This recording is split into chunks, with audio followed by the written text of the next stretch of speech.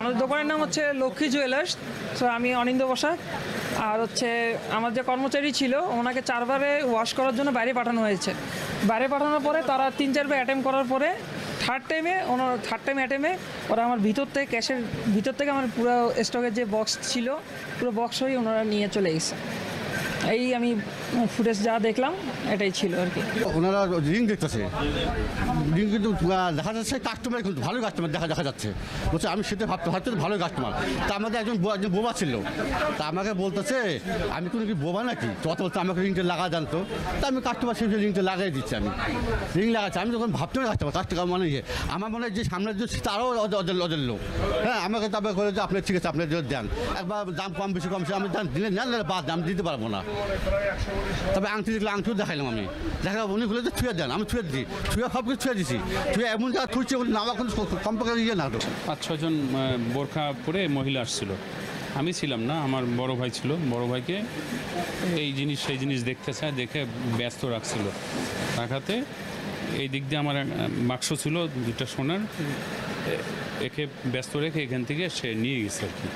মোটামুটি 80-100 ভরি হবে। ওয়াশ করতে দিয়েছিল, তো আমি ওয়াশ করতে দিয়েছিলাম। হ্যাঁ, মানে ওয়াশ করিয়ে আবার নিয়ে আসছি, আবার 1 জোড়া দিয়েছি, আবার ওয়াশ করবে গেছি। এইরকমভাবে 4 বার গেছি,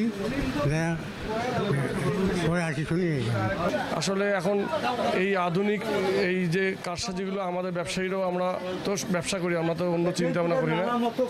আমাদের সচেতনতা দরকার, আমাদের সিসিটিভির দরকার।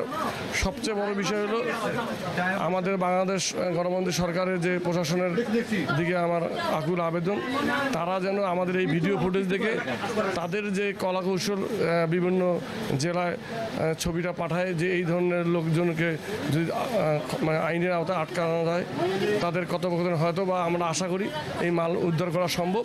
সেটি সম্পূর্ণ প্রশাসনের আন্তরিকতার উপর নির্ভর করবে। আমার যেহেতু ব্যবসায়ী ক্ষতিগ্রস্ত হইল, ব্যবসায়ীদের পক্ষ থেকে এটি আপনাদের কাছে আমার আকুল আবেদন, এবং এটা আমার এই বক্তব্যের মাধ্যমে বাংলাদেশের যত জুয়েলার্স ভাই আছে তারাও যেন সচেতন হয়। আর সর্বোপরি যে ব্যবসায়ী ক্ষতিগ্রস্ত হইল তার জন্য এই শোকটাতে কাটায় উঠতে পারে, এবং সরকারের কাছে আমি আবারও আশা করি তাদের আন্তরিকতার কারণে যেন আমরা এটি উদ্ধার